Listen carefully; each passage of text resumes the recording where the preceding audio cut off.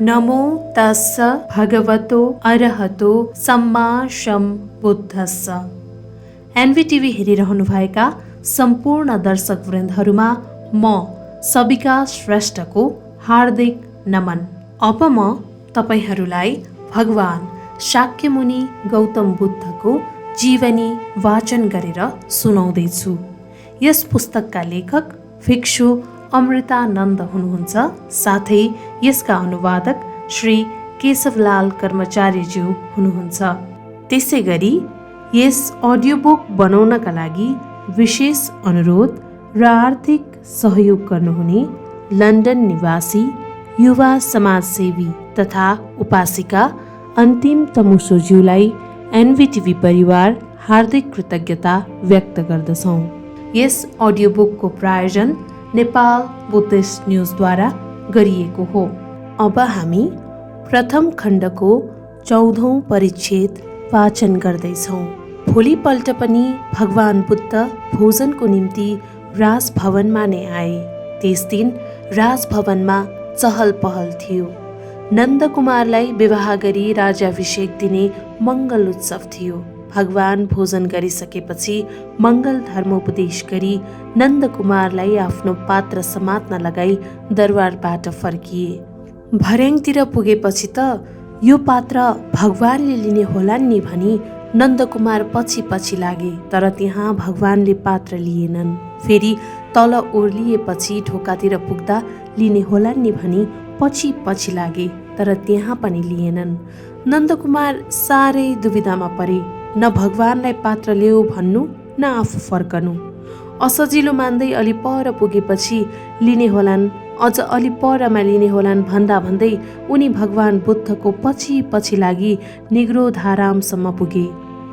निग्रोधाराममा पुगेपछि भगवानले नन्द प्रव्रजित हुन्छौ भनी सोद्धा हुँदिन भन्न लाज मानी हुन्छु भनी उत्तर दिए। यस प्रकारले नन्दकुमारलाई कपिलवस्तु पुगेको तेस्रो दिनमा प्रव्रजित गराए। कपिलवस्तु पुगेको 7औं दिनमा पनि भगवान भोजनको निम्ति राजभवनमा नै गए। त्यस दिन यशोधरा देवीले 7 वर्षको राहुल कुमारलाई कुरा सिकाइन्। बाबु, यी 20,000 श्रमणहरूको बीचमा तारागणमध्ये चन्द्रमा जस्ता सुवर्ण वर्णका 32 लक्षणले युक्त भएका महापुरुष तिम्रो पूज्य पिता हुनुहुन्छ। उहाँ यस राजभवनमा पहिले रहनुहुँदा उहाँसित धनले परिपूर्ण 4वटा घडा थिए। उहाँ राजपाट गृहस्थ त्यागी जानु भएपछि ती 4वटा घडा देखिएनन्। बाबुको सम्पत्तिमा छोराकै हक हुन्छ। तिमी गएर म चक्रवर्ती राजा हुनुपर्छ, त्यसको निम्ति मलाई धेरै धनको आवश्यकता पर्दछ, मलाई अंश देऊ भनी माग। यति कुरा सिकाई राहुललाई भगवान कहाँ पठाइन्। कुमारले पनि बाबुको अघिल्तिर गई बाल्य स्वभावले साह्रै हिस्सेलाग्दो गरी हाँस्दै आमाले सिकाएर पठाएको कुरा जम्मै भने।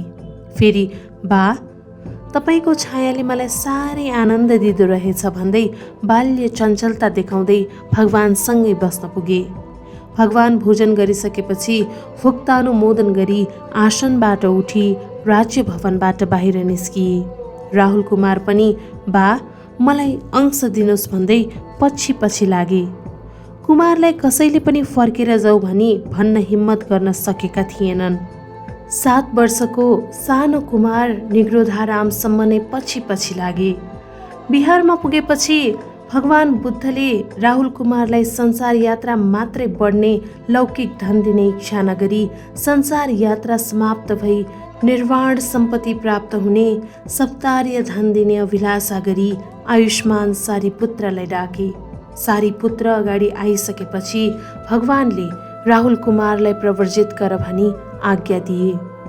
भगवानको आज्ञा पाई सारीपुत्र स्वयं उपाध्याय भई मौदगल्यायनलाई आचार्य बनाई राहुल कुमारलाई प्रव्रजित गरे। यसरी 7औं दिनमा राहुल कुमारलाई पनि प्रव्रजित गर्ने कार्य सुसम्पन्न भयो। यस प्रकारले राहुल कुमार पनि प्रव्रजित भए भन्ने सुनेका राजा शुद्धोदन साह्रै दुखित हुँदै भगवान कहाँ आइपुगे।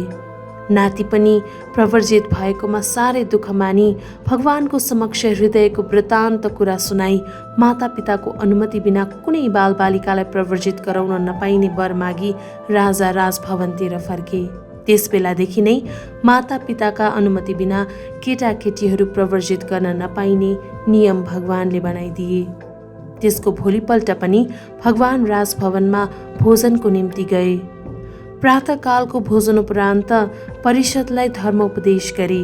तद उपरान्त राजाले सुख दुःखको कुरा बताउँदै भगवानलाई यस प्रकारले भन्थे, तपाईँ ओरुवेल वनमा तपस्या गरिरहनु भएको बेलामा एकजना देवता आई आकाश मार्गबाट नै आहार त्याग्नु भएको हुनाले बुद्धत्व प्राप्त गर्नुभन्दा अगाडि नै तपाईँको मरण भयो भनी मलाई सुनाएका थिए। विश्वास गर्नुभयो त महाराज? गरिन। महाराज धर्मपाल महाराजको समयमा पनि मेरो मृत्यु भइसक्यो भनी तपाईँकै अघिल्तिर मेरा हाड भनी देखाउन ल्याउँदा पनि तपाईँ पत्याउनु भएको थिएन भन्दै भगवानले महाधम्मपाल जातकको कथा बताउँदै धर्मोपदेश गरे। धर्मोपदेश गरिसकेपछि राजा शुद्धोदन अनागामी फलमा सुप्रतिष्ठित भए। यस प्रकारले स्वदेशमा आएकै तेस्रो दिनमा भगवान बुद्धले भाइ नन्द कुमारलाई प्रव्रजित गराए। 7औं दिनमा छोरा राहुल कुमारलाई पनि प्रव्रजित गरे। सौतेनी आमा प्रजापति गौतमीलाई श्रोतापट्टि मार्ग फलमा र पिता शुद्धोदनलाई अनागामी फलमा सुप्रतिष्ठित गराई पुनः कपिलवस्तु छाडी राजगृहतिर नै फर्किए। त्यस बखत कौशल राज्यमा श्रावस्ती नामक नगरमा साह्रै धनी अनाथ पिण्डिक नाम गरेका एकजना सेठ बस्थे। उनका ससुरा राजगृह नगरको एक अति धनी साउ थिए। त्यस दिन त्यो महाजन आफ्नो ससुरालाई भेट्न भनी 100 गाडा भरी चीज वस्तु राखी श्रावस्तीबाट राजगृहतर्फ हिँडे। भगवान बुद्ध राजगृहमा आएका छन् भन्ने सुनि अनाथ पिण्डिकलाई भगवान दर्शन गर्ने प्रबल इच्छा जाग्यो। बिहान सबेरै उठी भगवान भएका ठाउँमा पुगे अनि भगवानलाई सादर प्रणाम गरी एक छेउमा बसी धर्मोपदेश सुनिरहे। धर्मोपदेश सुनिरहेका महाजनलाई त्यही श्रोतापट्टि फल प्राप्त भयो। तदुपरान्त भगवानलाई श्रावस्ती नगरमा आउनुहोस् भनी प्रार्थना गरे। भगवानले पनि मौन सम्मति दिए। भगवानलाई श्रावस्ती नगरमा आउने निमन्त्रणा गरी फर्केका साहु अनाथ पिण्डिकले एक योजनाको अन्तर पारी 45 योजनको मार्गमा 45वटा बिहार श्रावस्तीसम्म बनाइदिए। एक बिहार बनाउन 1 लाख गरी जम्मा 45 लाख खर्च लागेको थियो। 18 करोड तिरी जेतवन उद्यान पनि किने। त्यस उद्यानमा भगवान प्रमुख 80 जना महाश्रावकहरूको निम्ति समेत बिहार बनाउन लगाए। चक्रमण स्थान, दिवा स्थान, रात्रि स्थान, स्नान गृह, धर्मशाला, सभागृह, इनार तथा बगैँचा आदि अनेक स्थानहरू पनि सुन्दराकारले बनाउन लगाए। बिहार बनाउनमा जम्मा 18 करोड रुपैयाँ खर्च भएको थियो। बिहार निर्माण कार्य सकिएपछि महाजनले भगवान कहाँ खबर पठाए। भगवान पनि खबर पाउना साथ हजारौं भिक्षुहरू साथमा लिई राजगृहबाट 45 योजन मार्ग तय गरी श्रावस्ती आइपुगे। भगवान श्रावस्ती आइपुगे भन्ने खबर सुनेका अनाथ पिण्डिकले आफ्नो छोरालाई वस्त्र अलङ्कार आदिले सिंगारी 500 अरू कुमारहरूको साथमा फूल, माला, ध्वजा, पटाका आदि समात्न लगाई तिनीहरूका पछि पछि अरू 500 कुमारीहरू सहित महासुभद्रा र चुल सुभद्रा नामक आफ्ना 2 जना छोरीहरूलाई पनि वस्त्र अलङ्कार आदिले सुसज्जित गराई भगवानलाई लिन पठाए। त्यसपछि आफ्नै गृहिणीलाई पनि त्यस्तै श्रृङ्गार्न लगाई 500 स्त्रीहरूको साथमा पठाए। आफू चाहिँ सबैभन्दा पछाडि 500 उपासकहरू सहित शुद्ध सफेद वस्त्र लगाएर भगवानलाई लिन गए। बीच बाटोमा भगवान भेट भयो। पूजा मान्यादीले स्वागत सत्कार गरी भगवानलाई जेतवन बिहारमा ल्याए। त्यहाँ पुगेपछि अनाथ पिण्डिकले सुवर्ण कलशबाट जलधारा बहाई जेतवन बिहार भगवानलाई दान दिए। भगवानले दान मध्ये बिहार दान श्रेष्ठोत्तम दान हो भनी समयोचित धर्मोपदेश गरे। भगवान बुद्धको श्रावस्तीमा पदार्पण भएदेखि नै महिनौँ दिनसम्म अनाथ पिण्डिकले बिहारोत्सव गरी 18 करोड धन खर्च गरे। यस प्रकारले साहु अनाथ पिण्डिकले जेतवन विहारको निम्ति 54 करोड द्रव्य खर्च गरेका थिए। महाकारुणिक भगवान बुद्ध जेतवन बिहारमा 9 महिनासम्म बसी फेरि राजगृह नहरतर्फ फर्के। त्यहाँबाट घुम्दै फिर्दै अनोमा नदीको किनारमा स्थित मल्ल राजाहरूको सानो देशमा अनुप्रिय नामक आम्रवनमा पुगे। उता कपिलवस्तुमा महाराजा शुद्धोधनले सबै शाक्य परिवारहरूलाई एकत्रित गरेर भने, राजन हो, सिद्धार्थ कुमार राजभवनैमा बसी राजपाट सम्हालेर बसेको भए आज उनी चक्रवर्ती राजा भइसक्ने थिए। हामी जम्मै उनका परिचारक भइसक्ने थियौँ। तर आज उनी यो सुख ऐश्वर्य जम्मै त्यागेर जगत हितार्थ सर्वज्ञ बुद्ध हुन पुगे। यस कुरामा तिमीहरू पनि सबैले विचार गरी आफ्ना आफ्ना कुमारहरूको भगवान कहाँ लगी प्रवर्जित गराउनु साह्रै उत्तम हो। राजाको यस्तो प्रीति वाक्य सुनेका शाक्य कुमारहरू एकैपटकमा 1000 जवान भगवान कहाँ गई प्रवर्जित भए। तर त्यसमध्ये महानामादि शाक्य कुलबाट कुनै प्रवर्जित हुन गएन।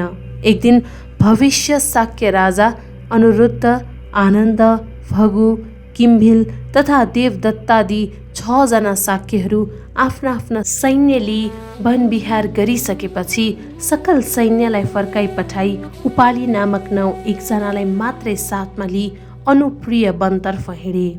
त्यस वनमा पुगेपछि आफूहरूले पहिरेर आएको राजवस्त्र जम्मै फुकाली त्यस नाउँलाई दिई तिमी घर फर्क भनेर पठाए। उपाली नाउँ पनि लुगाको पोको बोकी अलि परसम्म त गयो।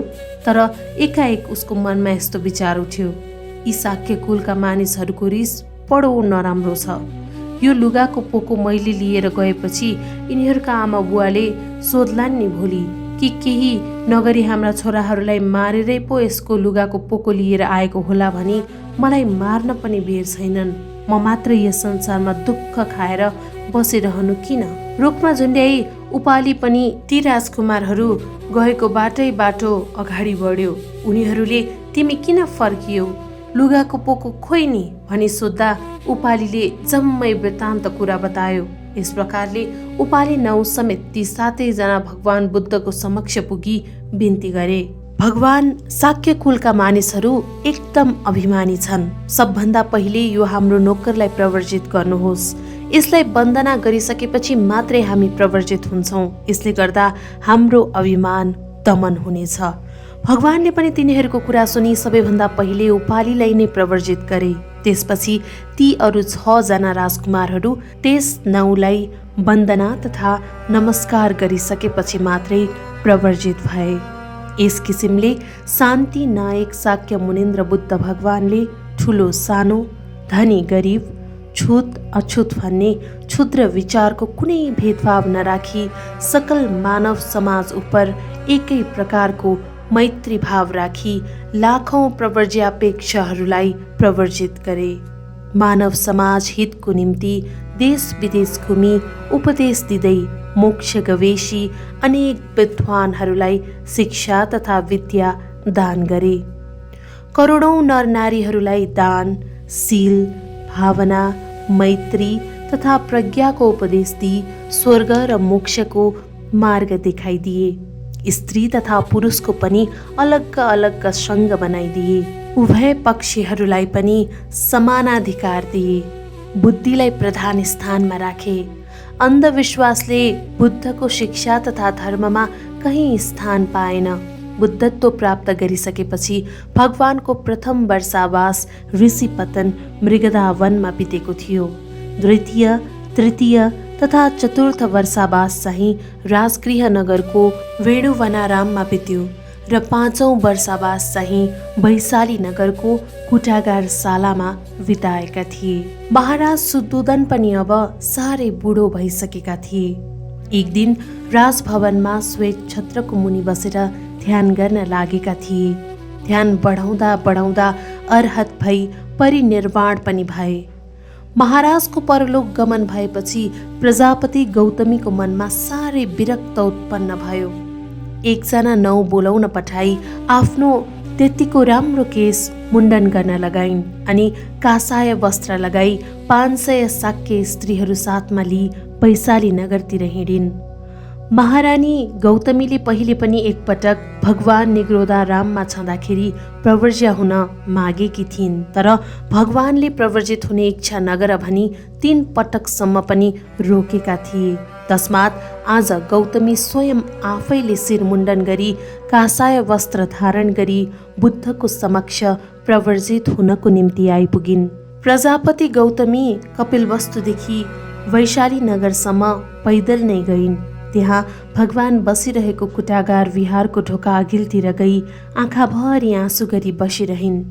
त्यस्तो सुख भोगमा बसिरहेकी महारानी जस्ता मानिस शिर मुण्डन गरी कासाय वस्त्र धारण गरी पैदलै हिँडेर आई अश्रुमुखी भई ढोकाको अघिल्तिर बसेर रोइरहेकी वृद्धा गौतमीलाई देखेर आयुष्मान आनन्दले किन रोइरहनु भएको भनेर सोधे। गौतमीले भनिन्, म यस्तै बुढी भइसकेकी छु। भगवानले मलाई आजसम्म पनि प्रव्रजित गर्नु भएन, त्यसै कारणले दुःख मानेर रोइरहेकी हुँ। गौतमीको यस्तो उत्तर पाई आयुष्मान आनन्दभित्र गई भगवानलाई सबै कुरा बताउँदै भने, स्त्रीहरूलाई प्रव्रजित गर्नु भएन भनी बाहिर गौतमी रोइरहनु भएको छ, उहाँलाई पनि प्रव्रजित हुने आज्ञा दिनुहोस्। स्त्री जातिलाई प्रव्रजित गर्ने कुरामा तिमी जिद्दी नगर भनी 3 पटकसम्म भगवानले भन्नुहुँदा पनि आयुष्मान आनन्दले भगवान छेउ यस्तो प्रश्न गरे, भन्ते तपाईको शासनमा प्रव्रजित भएका स्त्रीहरूले श्रोतापत्यादि मार्गफल साक्षात्कार गरी दुःखबाट छुटकारा पाउन सक्दैनन्? सक्छन् आनन्द। भन्ते त्यसो भए महारानी गौतमीलाई पनि प्रव्रजित गर्नुभयो भने उहाँको जीवन सफल हुनेछ। फेरि उहाँ तपाईको उपकारक पनि हुनुहुन्छ। उहाँले तपाईको ठुलो उपकार गर्नुभएको थियो। त्यो बाहेक उहाँ तपाईको आमा पनि हुनुहुन्छ। मायादेवीको स्वर्गवास भएपछि उहाँले आफ्नो छोरा नन्दलाई धाई आमाहरूलाई दिई तपाईलाई आफ्नो स्तनको दुध खुवाई पालन गर्नुभएको थियो। तपाईको मलमूत्र आदि सफा गरेकी थिइन्। तपाईँ राजमहलबाट निस्कनु भएदेखि तपाईलाई सम्झेर सधैँ रोइरहने त्यस्तै बुढी छेडदाता आमाको कल्याण गर्नुहोस्। आयुष्मान आनन्दको यस्तो कुरा सुनि भगवानले आज्ञा गरे, आनन्द, प्रजापति गौतमीले यी 8वटा कठिन नियमहरू पालन गर्न स्वीकार गर्छिन् भने उनको निम्ति त्यही नियम प्रव्रज्या र उपसम्पदा हुनेछन्। ती 8वटा नियम यिनै हुन्। 1. उपसम्पदा प्राप्त गरेकी स्त्रीले 100 वर्ष नै पुगिसकेकी बुढी भए पनि आज मात्रै उपसम्पदा प्राप्त गरेको भिक्षुलाई अभिवादन, प्रत्युष्पथान, नमस्कार तथा मान सत्कारवादी आचरण गर्नुपर्दछ। 2. भिक्षुहरूको आश्रय नभएको आवासमा वर्षावास कदापि गर्नु हुँदैन। 3. हरेक दोस्रो हप्तामा भिक्षुहरू कहाँ गई यो कुन उपोषत हो र भिक्षुणीहरूलाई उपदेश दिने कोही भिक्षु छन् कि छैनन् भनी सोध्ने गर्नुपर्दछ। 4. वर्षावास सिद्धिनासाथ भिक्षु भिक्षुणी सङ्घमा दृष्ट श्रुत परिसङ्केत नामक 3 प्रकारको पवारणा गर्नुपर्दछ। 5. नियम उल्लङ्घन गर्ने भिक्षुणीले दुवै सङ्घ सभामा 1 पक्षसम्म मानात्मता पालना गर्नुपर्दछ। 6. 2 वर्षसम्म 6वटा शिक्षा राम्ररी आचरण गरिसकेकी शिक्षा माण्डविकाले दुवै सङ्घसित उपसम्पदा मागिलिनु पर्दछ। 7. कुनै प्रकारले पनि भिक्षुहरूको निन्दा नगर्ने र तिनीहरूप्रति अपशब्द प्रयोग नगर्ने व्रत लिनु पर्दछ। 8. भिक्षुहरूप्रति भिक्षुणीहरूले आफ्नो मुख बन्द गर्नुपर्दछ र भिक्षुणीहरूप्रति भिक्षुहरूलाई सधैँ मुख खोल्ने अधिकार दिनुपर्दछ। यी 8वटा नियममध्ये कुनै एउटा नियम पनि भिक्षुणीले उल्लङ्घन गर्नु हुँदैन। उक्त 8 नियमप्रति आदर सत्कार तथा भक्ति राखी जीवनभरि पालना गर्नुपर्दछ। आनन्द, प्रजापति गौतमीले यी 8वटा कठिन नियमहरू पालन गर्ने स्वीकार गर्छन् भने तिनको निम्ति प्रव्रज्या र उपसम्पदा त्यही भयो।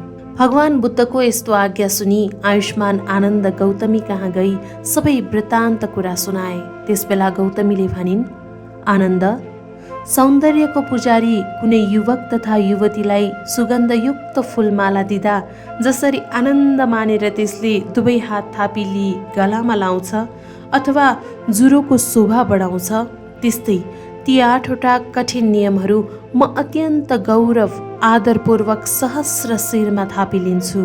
जीवनभरि त्यसमध्ये कुनै नियम पनि उल्लङ्घन नगरी पालना गर्नेछु। अनि पछि आयुष्मान आनन्दले भगवानको अघिल्तिर गई गौतमीले यी 8वटा नियम आदरपूर्वक शिरमा थापिलिन् भनी बताए। यो कुरा सुनि भगवानले भने, आनन्द, स्त्री जातिलाई तथागतको शासनमा प्रवर्जा प्राप्त नभएको भए यो श्रेष्ठ ब्रह्मचर्य शासन 1000 वर्षसम्म चिरस्थायी हुने थियो। यस शासनमा स्त्री जातिलाई प्रवर्जा प्राप्त भएदेखि अब अचिर स्थायी हुने भयो। आनन्द, जसरी लोग्ने मान्छे नभएको खाली स्वास्नी मान्छे मात्रै भएको घरमा चोरले सजिलैसँग हमला गर्छ, त्यस्तै स्वास्नी मान्छे प्रवर्जित हुने स्थान भएको शासन अचिर स्थायी हुन्छ। आनन्द, किरा लागेको धानको बोट जसरी चाँडै ढल्छ त्यसरी नै स्वास्नी मान्छे प्रवर्जित हुने स्थान भएको शासन चाँडै नाश हुन्छ। आनन्द, जसरी एउटा बलवान मानिसले पोखरीको पानी बाहिर नजाओस् भनी पोखरीको चारैतिर पर्खाल बनाइदिन्छ, त्यसरी नै मैले पनि भिक्षुणीहरूलाई जीवनभर उल्लङ्घन गर्न नहुने 8वटा कठिन नियमहरू बनाइदिएको छु। यस प्रकारले भिक्षुणी सङ्घ प्रतिष्ठित हुनासाथ हजारौँको सङ्ख्यामा स्त्रीहरू गृहत्याग गरी प्रवर्जित भई शील समाधि पुर्याई अर्हत भए। एक दिन भिक्षुणी प्रजापति गौतमी आयुष्मान आनन्द कहाँ गई भनिन्, भन्ते, भगवानसित एउटा वर माग्न चाहन्छु। भगवानले भिक्षु र भिक्षुणीहरूको बीचमा परस्पर मानसूचक वन्दना गर्ने नियम बनाइदिनु भए अत्युत्तम हुने थियो। आनन्दले गौतमीले भनेको कुरा भगवानलाई सुनाएपछि भगवानले भने, आनन्द, तथागतले स्त्री जातिलाई वन्दना गर्ने तथा आसनबाट उठी गौरव सत्कार गरी मान गर्ने नियम कहिल्यै बनाउँदैन। दुराख्यात अन्य तीर्थिकहरूको धर्म विनयमा पनि स्त्री जातिलाई मान सत्कार वन्दनादि गर्ने चलन छैन भनेदेखि कसरी तथागतले यस्तो स्वाख्यात धर्म विनयमा स्त्री जातिलाई वन्दना मान आदि गर्ने अनुमति दिन्छ? यति भनेपछि भगवानले त्यही कारणमा त्यही विषयमा भिक्षु वर्गहरूलाई उपदेश गर्दै भने, भिक्षुगण, स्त्री जातिलाई अभिवादन, प्रत्युपस्थान, अञ्जली कर्म तथा मान सत्कार आदि गर्नु पर्दैन। जसले गर्दछ त्यसलाई दुष्कृत्यापत्ति हुनेछ।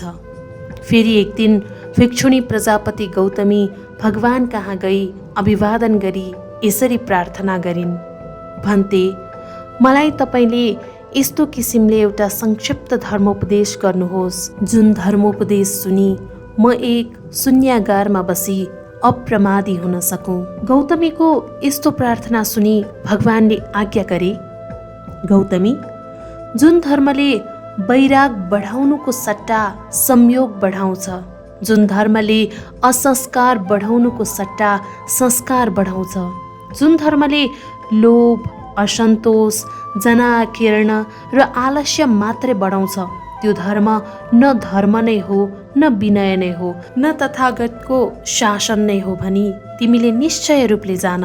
जुन धर्मले राग घटाउँछ, जुन धर्मले वैराग, वियोग, असंस्कार, अलोभ, सन्तोष, एकान्तता, वीर्य तथा सुहरता बढाउँछ, त्यो धर्म धर्म हो, विनय हो, तथागतको शासन हो भनी तिमीले निश्चय रूपले जानेर विश्वास गर।